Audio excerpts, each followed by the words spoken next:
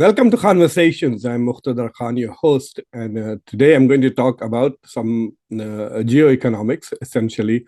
This surprise that the world economy got from Japan slipping from the third biggest economy to the fourth. So nobody was talking about it. Nobody actually apparently expected it. Even some of the so-called economic gurus who constantly talk about on various television channels like CNBC and Bloomberg, etc. It came as a surprise to them that Japan has fallen behind Germany by more than 600 or $1 billion. And so Japan has slipped from the third position to the fourth position in world GDP rankings. And for those of you who are watching from India, the interesting and good news is that according to the latest IMF figures, India has already crossed $4 trillion and is within $100 billion of Japan.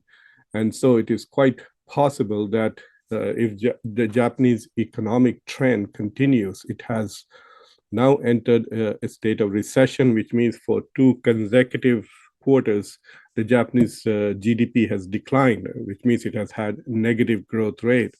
So if Japan continues to have that kind of a negative growth rate in 2024 for the whole year, then it is quite possible that in this year alone, India will overtake Japan to become the fourth largest. And I'm betting that by 2028 latest, but also possibly 2026.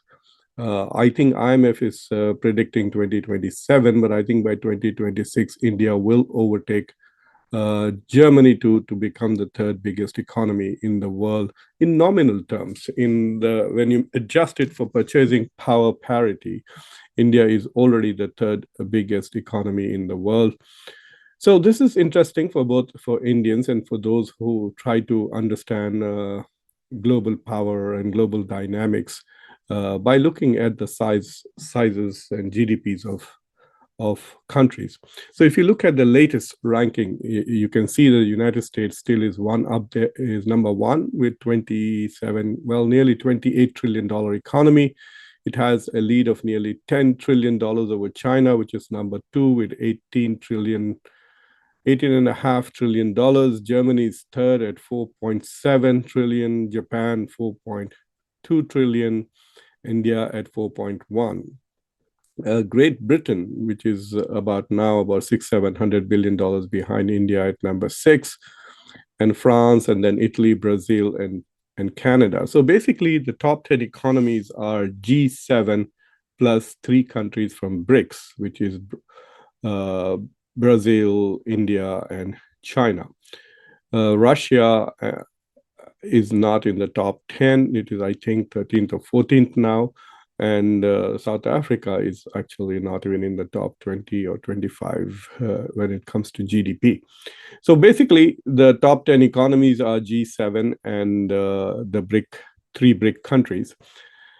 While GDP matters, another indicator that you see here is GDP per capita. And there you can see that the BRIC countries are lagging far behind the G7 countries. So the poorest per capita G7 country is Japan with about $34,000 as per capita per person. So that is the total income per person of the country is around $35,000 for Japan, 34.55. Whereas the highest for big countries is China at $13,000, and then Brazil at 11. And India is clearly the per capita, the poorest country in the top 10 economies at less than $3,000 per annum. And that's partly because India has the largest population, close to 1.5 billion. So the point that is interesting is, why does this really matter? It matters in many ways. It matters in ways, for example, if you are the biggest economy, the second biggest economy, the third biggest economy, regardless of your per capita income, you do have disposable incomes, or you are capable of giving aid, you're capable of spending large on your defense. So, for example, India is now the third or the fourth biggest defense importer after along with Saudi Arabia. So India has the third or the fourth largest budget because it has a large GDP, even though the country may not be one of the richest in the world. It also gives you prestige in the international arena. And so, for example, when people talk about expanding the the the UN Security Council veto power and permanent membership, the countries that are frequently mentioned are Japan, Germany, India, and Brazil. These are called the G4. And the reason why they are mentioned is not just because of the regional representation. I mean, why talk about Japan if you're talking about India and nuclear power from Asia? Brazil, okay, because nobody in South America has a veto power. But Germany is a European country. Why do people talk about Germany when France and Britain already have veto powers? It's because of the size of its economy. It is very influential in world politics, and bringing it into the governance structure will not only make the structure, well, that's the theoretical argument, stronger, but will also incentivize Germany to spend more in global governance. So one aspect is international prestige, and the other is the fact that you gain more power in the international system. The third issue is that it is also has a bearing on your capacity to borrow from international lenders, and the cost of borrowing is also a function of where you are in the global economy. So what happened? What happened to Japan suddenly that it slipped into recession and nobody noticed? I'll get back to that in a minute, but first I just want to show you the trend of Japanese exports. So if you look at Japan as a country, its current GDP is 4.29, and then if you look at Germany, it's 4.7. And so this is the year 2024 where Germany has overtaken Japan. And then if you add India to the mix, you can see that by 2027, India should overtake both Germany and Japan to become the third biggest economy. But one thing that you can notice from these charts is that both India and Germany seem to have a steady upward graph, whereas the Japanese GDP line is very crooked. It's up and down, up and down. So its highest GDP was in 2015 when it was over $5 trillion. So if you look at it in the last 10 years, you can see that there has been a very specific and steady decline of the Japanese economy in the last 10 years. So I'm surprised that the experts are surprised that Japan has slipped from the number 3 spot to number 4. If you look at this graph, this data is all IMF data. If you look at it, I don't see any reason why they would be surprised. But anyway, I think there are two reasons why Japan has suffered this recession as well as this loss of stature in the global economy, and you can understand that by essentially looking at Japanese exports. So this is Japanese exports from 2000 to 2021 in the last 20 years. So there again, you see, like its GDP, there is an erraticness to the economy. If you are the prime minister or the economic or trade minister of Japan, I mean, this is not good for your heart, the erraticness of it. So, for example, in 2022, understandably, after 2020, because of COVID, there was a steep decline in Japanese exports. Right now, it is about $911 billion, and it is 18% of its economy. So the total 18% of the total Japanese GDP comes from its exports. And this is an an interesting figure. Just keep that in mind. If you look at Germany, for example, Germany's total exports have been over $2 trillion, more than double that of Japan. And interestingly, Germany is extremely dependent on exports. 50% of its economy is based on exports. And this is partly, I think this is also because of the European Union. And so the free trade within Europe also, I guess, helps Germany export a lot. You see German cars everywhere when you are in Europe, and not as many Japanese cars. So this is a very interesting number. But if you look at the same number for India, this is a 1-year-old data. India has had about 4% growth in its exports. So it's around $760 billion in exports. But the percentage of exports is 22+% of the GDP. If you look at the US, it is at roughly $2.5 trillion. It is more than Germany, but it's only 10% of the US economy. So the US economy, the biggest economy in the world, at around 27.9 or $28 trillion. $26 trillion of the GDP is generated through domestic consumption, and only about $2.5 trillion from exports. So the US is not very dependent on exports at all. So if there is domestic consumption, then the US will do fine. And if you look at China, which is the biggest exporter, close to 3.7, China's exports are bigger than the sixth biggest economy in the world, which is Great Britain, whose total GDP is less than China's exports. It's also 20%. So if you look at these countries, Japan, India, and China, the exports are about 20% of the GDP. The outliers are US and Germany. Germany at 50% of the GDP is exports, and the US is just 10% of its GDP is exports. So why does this matter? It matters because if you look at the Japanese economy today, the corporate sector is showing huge profits.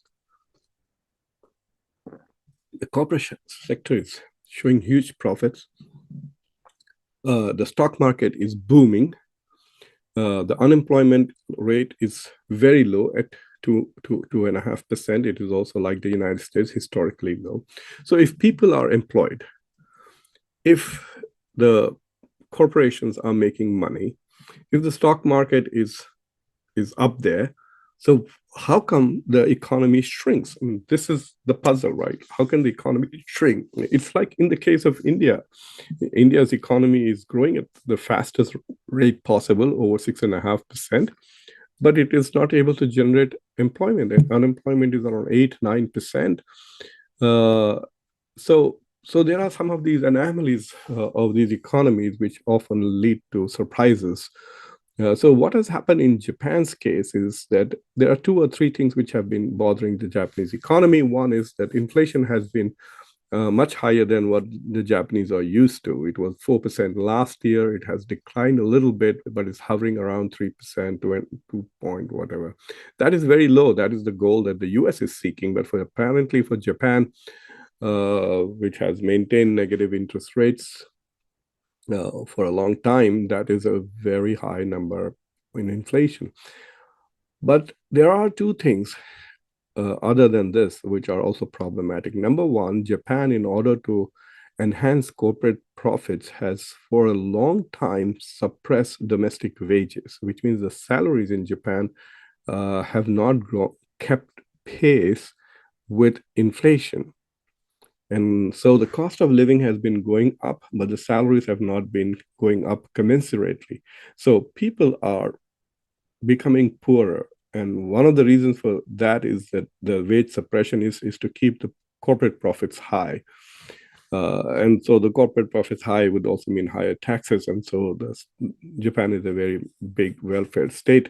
And so it throws that money back at the citizens through welfare programs, but nevertheless, it has not allowed wages to rise at the same pace as inflation and cost of living. So what does that do? Well, what it does is, as you have seen, of all the countries other than the US, Japan has the least percentage of exports. So only 18% of its GDP comes from exports. So you're looking at 82% of Japanese economic growth coming from domestic consumption and domestic economy. So if the wages are low, inflation is high, people don't buy things because they're nervous about the future, even though their jobs are guaranteed. They do not have the disposable income to go out there and spend. And since they're not spending, domestic consumption goes up. The corporations are doing reasonably well. They are exporting a lot, so they are making some profit, but not enough. So for the Japanese economy to take off, there has to be some kind of a stimulus which will increase domestic consumption, and that is probably the single most important reason why low wages or stagnation in wages, which is having a negative impact on consumption and domestic economic growth because of inflation. So that is the reason why the Japanese economy has suddenly, surprisingly, slipped into recession and changed to some extent the global order. Japan has gone from third to fourth. It also means that if you remember, in the last 1 or 2 years, Japan has committed to doubling its defense budget under the threat of Russia as well as China. They are also trying to change the nature of their military strategy and doctrine. They are in principle committed to being a defensive power, and so they don't want to have offensive capabilities, but they're trying to get around that by saying that they want to have restrike capabilities, which means if they are attacked, then they should be able to counterattack. So rather than saying we want capabilities to attack, they're talking about developing capabilities to counterattack. So they have doubled their defense budget, and while the economy is shrinking, well, if the defense budget is buying weapons and building weapons at home, then it's good for the economy. But if it's going to import those, buy F-35s from the US and bring other striking, I don't know what kind, nuclear submarines or whatever they want to buy, if they're getting those from overseas, then it's not going to help their economy. And I wonder whether they will continue to expand and invest in their defense capabilities to match China's if the country continues to remain in recession. I mean, the Japanese are saying that not to worry, it's going to come back, and they are forecasting a 1.3% growth in 2024. But that's what they were also forecasting in 2023. And so neither the Japanese Bank of Japan nor other experts had anticipated this decline in consumer spending. So I'm not sure that Japan is going to come out of this recession that quickly. It may technically get out of the recession, have a 0.1 growth. Because if you look at Europe, England is also technically now in recession, and Germany just marginally escaped getting into recession. It had one quarter at minus 0.4% growth rate, and I think it got to 0.3 or 0.4% growth in the last quarter. So it's not as if the global economy is doing really well. There is a slowing down of global economy. If you look at the IMF outlook for the next 2-3 years, you will realize that the forecast is not very high. I mean, overall, they think the global economy may grow by 2.5%, which means that countries like India and Brazil and others, which are coming from a smaller base, will show a higher level of growth rate. But advanced economies, G7 countries, etc., may not have that same high degree of growth rate. Surprisingly, the U.S. economy, on the other hand, is doing surprisingly well, and it is showing significant growth rates. Its third quarter growth was 4.9%. Overall, I think it is still around 2%. So this is an interesting change. It is significant that Japan has slipped from number 3 to number 4. It also says that instead of having two Asian economies in the top three. Now you have only one Asian economy in the top three. At the moment, there are three Asian economies in the top five, which is India, China, and Japan. But at the rate Japan is, I don't know. I mean, I don't think Great Britain is going to catch up with Japan soon, but the margin is just $1.5 trillion. So Great Britain's economy itself is not doing well. So I think that these top five countries will remain. In 2 years' time, India will become the third biggest economy. So you will have US, China, India, Germany, and Japan. And that would be the pecking order, I think, for the next 5 to 7 years. And then it depends on countries like Indonesia and Brazil to see if they can change. The long-term forecast, obviously, is that other than the US, all the other economies in the top will be mostly Asian, with Turkey rising, Saudi Arabia, South Korea, and Indonesia, and of course, other Latin American countries like Brazil will be part of the top 10 economies. So I hope you found this interesting and some food for thought. So until next time, I'm your host, Muqtedar Khan. Be happy, be safe. Take care.